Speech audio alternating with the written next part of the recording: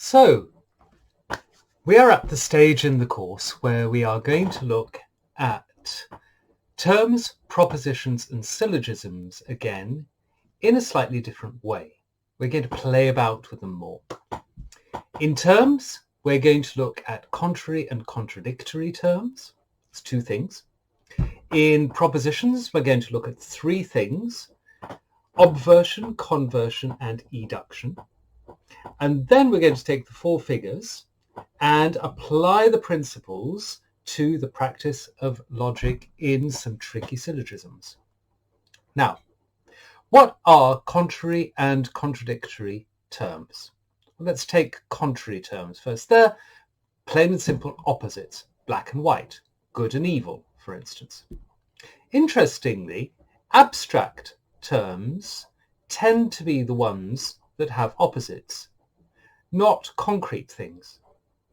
Concrete things have contradictory terms. Now, everything has a contradictory term.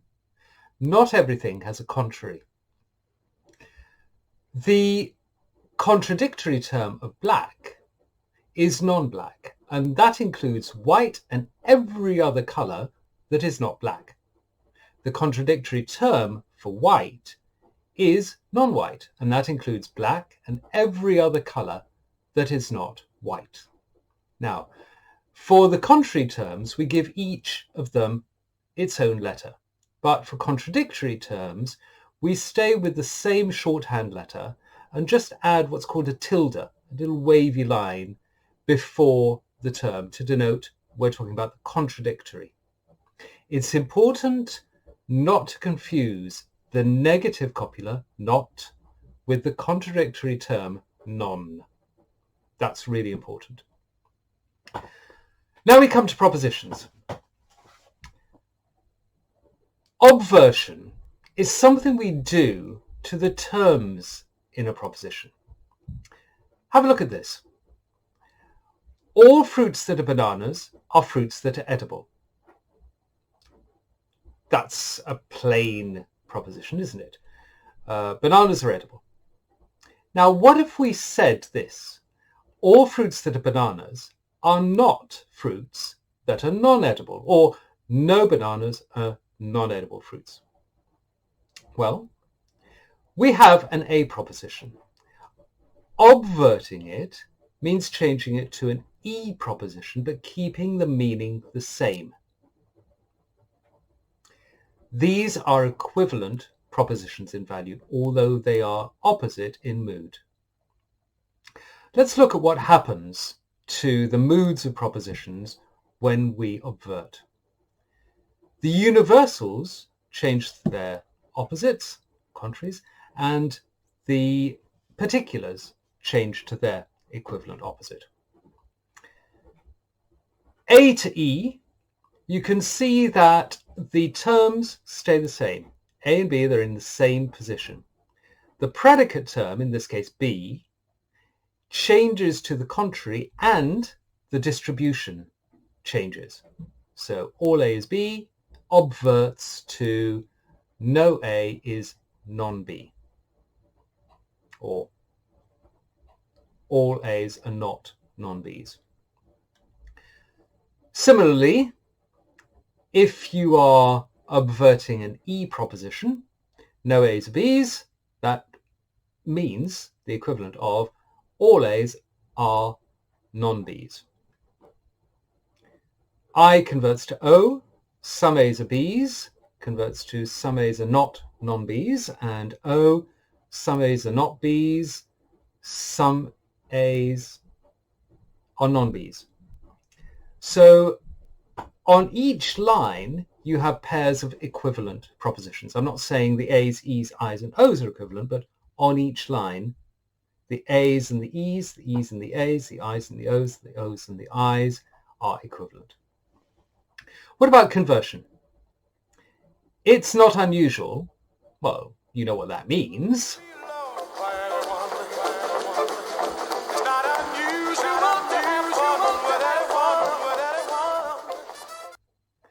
So it is usual, right? In conversion, the terms switch. Both A and I convert to I. In E, the terms just switch. O does not convert. That's really important. How does this look? Here's an overview. Now, note that the distribution of the predicate term matches that when you...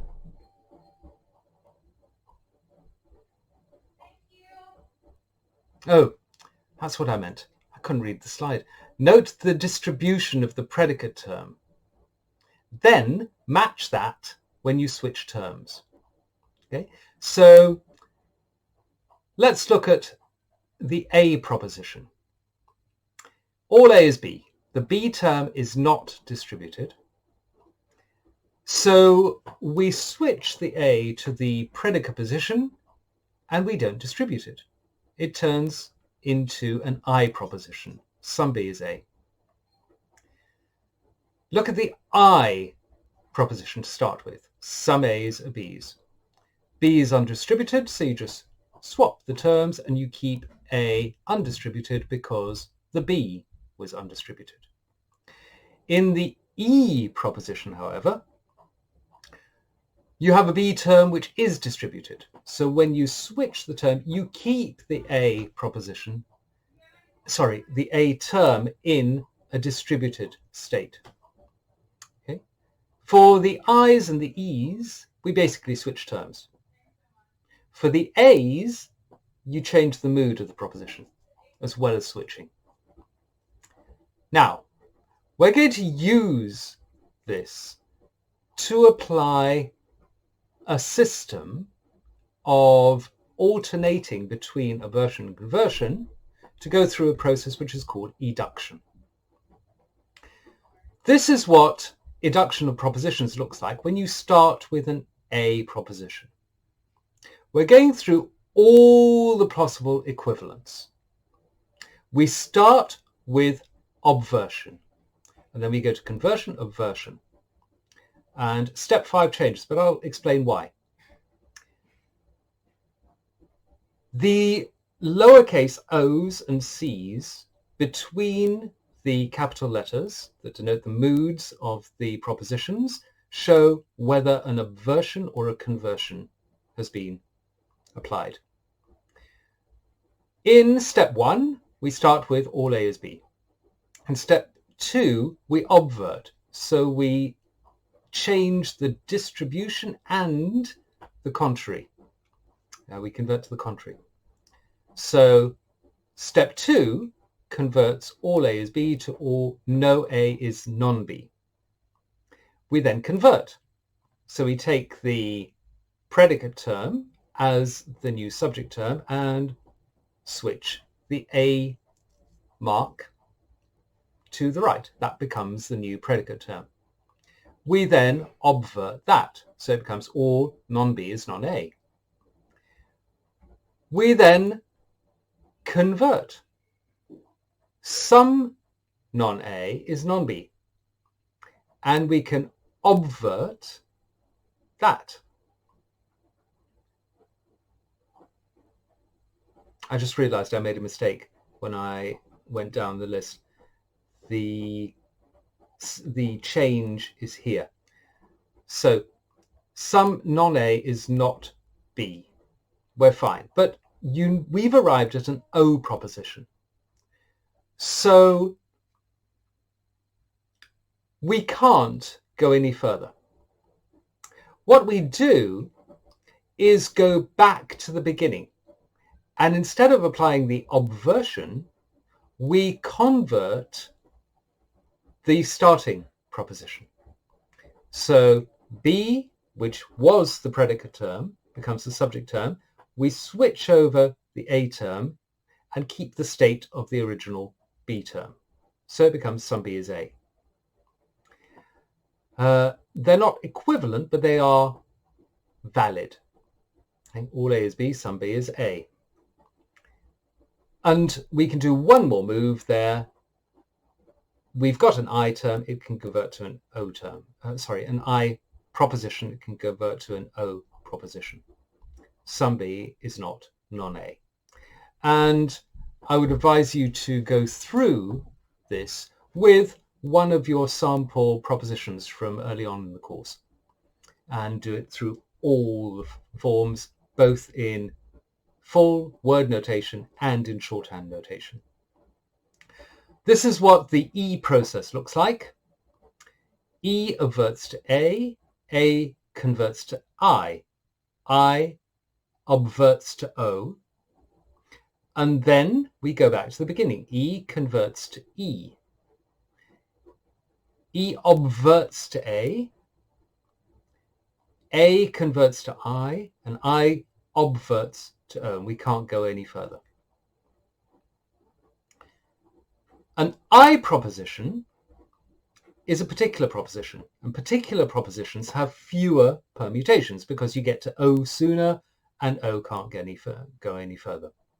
So I converts to O, I obverts to O, you then go back to the beginning, convert the initial and get to another O proposition. Same with the O converts to I, so obverts to I converts to I obverts to O, and you can't go any further. There is one case where you can get an extra step. And this is where your A proposition is a definition. So your A term and your B terms mean the same thing. So a chair is an item of furniture designed for one person to sit on with a back, a seat, often arms, and at least one leg to support it.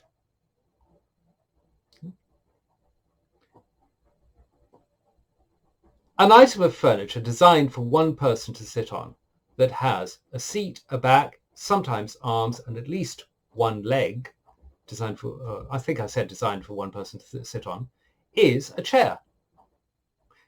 You can see how this works, and you can go from there down the list. But this only applies to definitional propositions.